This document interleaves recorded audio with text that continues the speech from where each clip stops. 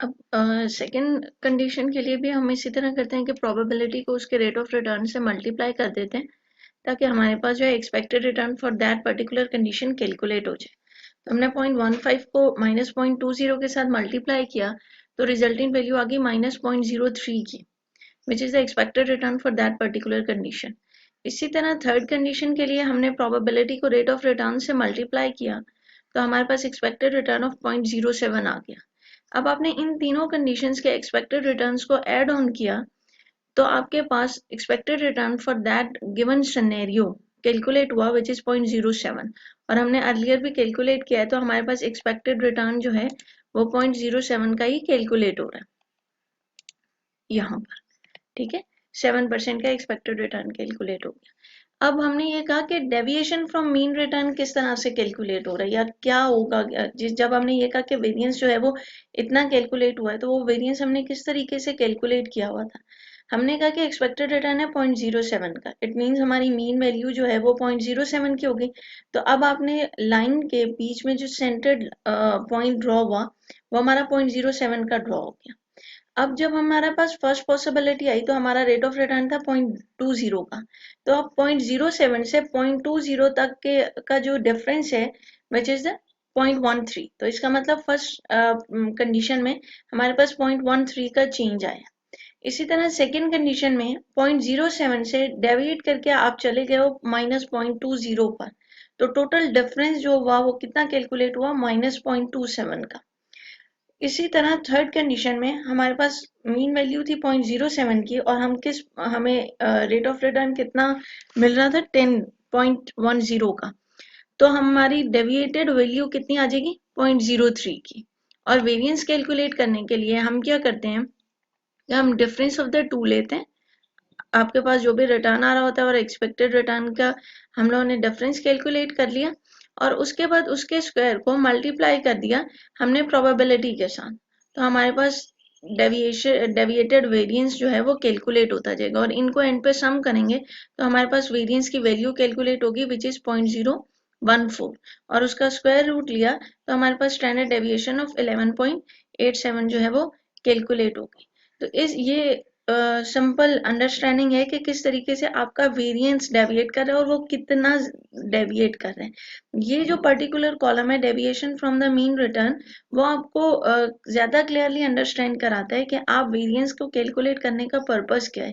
कि आपने कहा कि आपकी सेंटर्ड वैल्यू 0.07 की है, तो जब आप 0.20 पे जाते हो तो कितना डिस्टेंस या कितना डिफरेंस है, और जब आप -0.20 पे जाते हो तो कितना डिफरेंस जो है वो क्रिएट हो रहा है।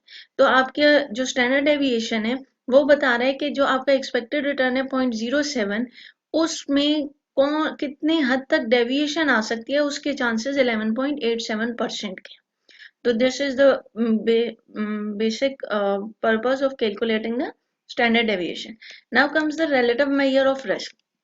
अब रिलेटिव मेजर ऑफ रिस्क को कैलकुलेट करने का पर्पस क्या होता है कि जब आपने वेरिएंस और स्टैंडर्ड डेविएशन को कैलकुलेट किया and you are watching that there is a huge difference between the standard deviations of two investments, और आपको क्लियरली अंडरस्टैंड नहीं कर पा रहे हो या क्लियरली एनालिसिस नहीं कर पा रहे हो कि आप उनमें से किस इन्वेस्टमेंट को आपको कंसिडर करना चाहिए या कौन सी इन्वेस्टमेंट जो है वो आपके लिए बेहतर होगी, तो उस कंडीशन में हम relative measure of risk को कंसिडर कर रहे होते हैं। When there is a huge difference between the rates of return and the standard deviation, तो हम coefficient of variance को कैलकुलेट करते हैं। और coefficient of variance कैसे कैलकुलेट होता है? It is the standard deviation of returns divided by the expected rate of return। इसका मतलब है आपने जो पिछले क्वेश्चन में स्टैंडर्ड डेविएशन कैलकुलेट की विच इज 0.1187, आप इसको सिंपली डिवाइड कर दोगे एक्सपेक्टेड रिटर्न के साथ विच इज 0.07, तो आपके पास रिजल्टेंट कोफिशिएंट ऑफ वेरिएंस कितना आ जाएगा 1.697 का। और कोफिशिएंट ऑफ वेरिएंस आपको डिफरेंसेस या जहाँ पे ह्यूज डिफरेंसेस होंगे between the rate of return उन केसेस में हेल्प आउट करेगा कि आपको कौन सी इन्वेस्टमेंट को बॉदर करना चाहिए या कौन सी इन्वेस्टमेंट को कंसिडर करना चाहिए। Let's take an example to have the clear understanding of coefficient of variance. अब कोफिशिएंट ऑफ वेरिएंस में हमने कहा investment A has a expected return of 0.07 whereas the standard deviation of 0.05, इसी तरह इन्वेस्टमेंट बी का expected return है 0.12 का। अब अगर हम एक्सपेक्टेड रिटर्न को देख रहे हो तो हमारे पास इन्वेस्टमेंट ए का है 0.07 का और इन्वेस्टमेंट बी का है 0.12 का। तो हमें लगेगा कि investment B is relatively good opportunity कि हमें 12% का रिटर्न जो है उसमें मिल जाएगा। लेकिन नेक्स्ट जो हमें इंफॉर्मेशन अवेलेबल है this is the standard deviation. अब स्टैंडर्ड डेविएशन को देखें तो इन्वेस्टमेंट ए की स्टैंडर्ड डेविएशन है 0.05 की, जबकि इन्वेस्टमेंट बी की स्टैंडर्ड डेविएशन है 0.07 की। इसका मतलब है standard deviation of investment A is 5% where is investment B is 7%। अब अगर हम स्टैंडर्ड डेविएशन की बेसिस पे डिसीजन करें तो हमें लगेगा कि हमारे पास इन्वेस्टमेंट ए ज़्यादा बेहतर है, क्योंकि lesser the standard deviation lesser the risk. तो जितना ज़्यादा वेरिएंस होगा उतना ज़्यादा रिस्क होने के चांसेस होते हैं। तो हमारे पास स्टैंडर्ड डेविएशन कम है तो हमें लगेगा कि investment A will be a good opportunity कि हमें एक्सपेक्टेड रिटर्न जो है 7% का, उसके साथ कितना रिस्क एसोसिएटेड है विच इज़ मिनिमम। तो हम इन्वेस्टमेंट ए को कंसिडर करना स्टार्ट कर देते हैं। अब यहाँ पे हमें कंफ्यूजन किस चीज़ की वजह से आ रही है कि हम एक्सपेक्टेड रिटर्न देखते हैं तो इन्वेस्टमेंट बी को कंसिडर करते हैं, स्टैंडर्ड डेविएशन देखते हैं तो हम इन्वेस्टमेंट ए को कंसिडर करते हैं। तो इस सिनेरियो में हमें coefficient of variance help out करता है कि आपको कौन सी इन्वेस्टमेंट को परसू करना चाहिए, कौन सी इन्वेस्टमेंट को कंसिडर करना चाहिए। अब हमारे पास कोफिशिएंट ऑफ वेरिएंस का फॉर्मूला था that standard deviation of returns divided by the expected rate of return. अब आपके पास स्टैंडर्ड डेविएशन फॉर इन्वेस्टमेंट ए आ रही है 0.05 की और एक्सपेक्टेड रिटर्न आ रहा है 0.07 का। हमने सिंपली 0.05 को डिवाइड किया 0.07 के साथ तो हमारे पास रिजल्टेंट वैल्यू आ गई 0.714 की। जबकि हमने इन्वेस्टमेंट बी को की कैलकुलेशन की तो हमने स्टैंडर्ड डेविएशन ऑफ 0.07 को डिवाइड किया 0.12 के साथ, तो हमारे पास रिजल्टेंट वैल्यू आ गई 0.583 की। इसका मतलब है कोफिशिएंट ऑफ वेरिएंस जो है is the lesser for the investment B in comparison of the investment E. तो coefficient of variance investment B का काम है, तो इन coefficient of variance is suggesting that you must go with the investment B, क्योंकि उसका coefficient of variance कम है। Variance means the deviation that is associated with with your investment.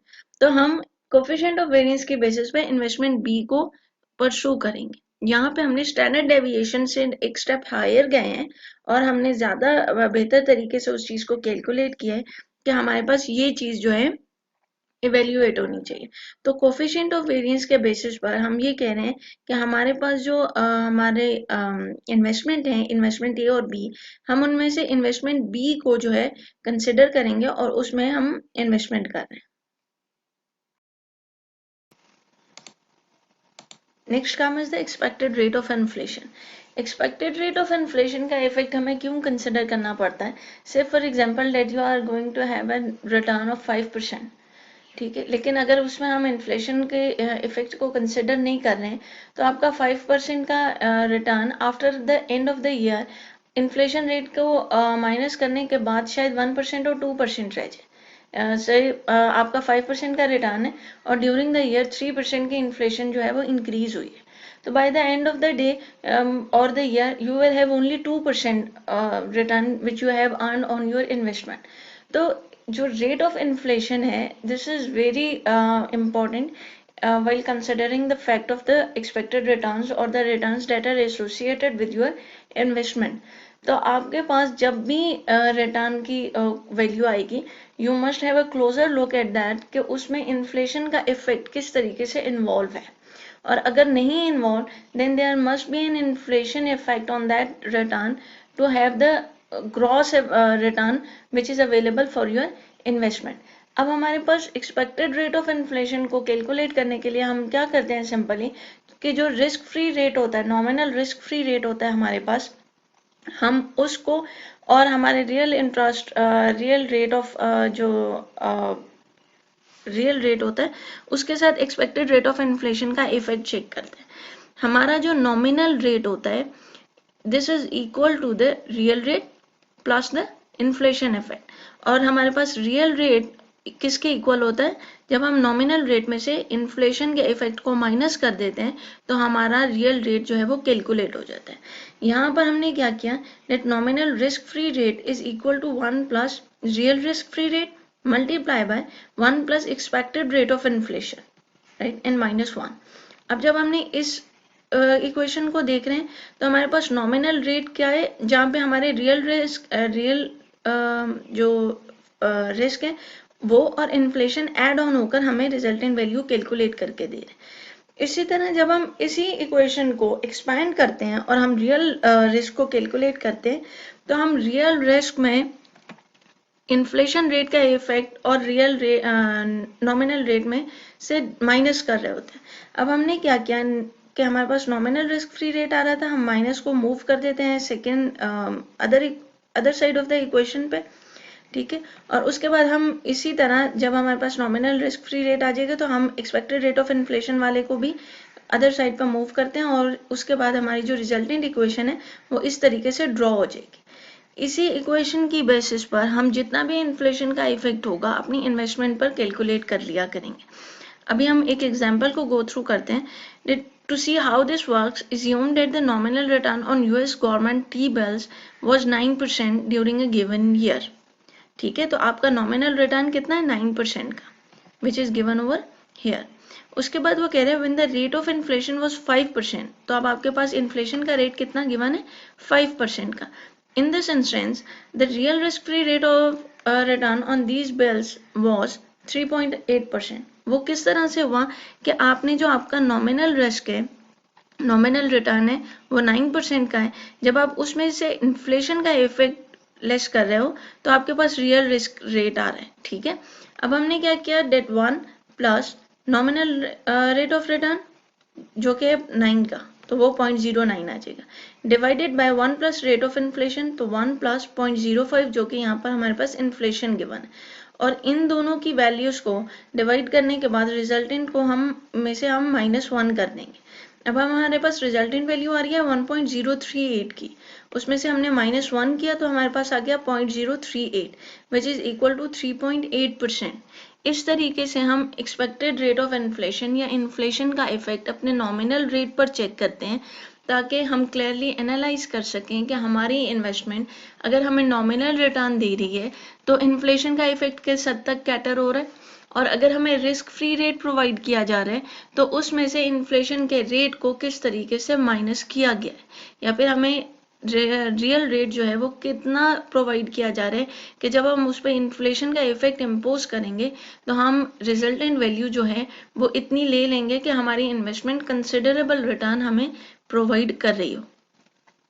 Go through the lecture in detail and have the discussions on your related to your queries in your online lecture. Thank you.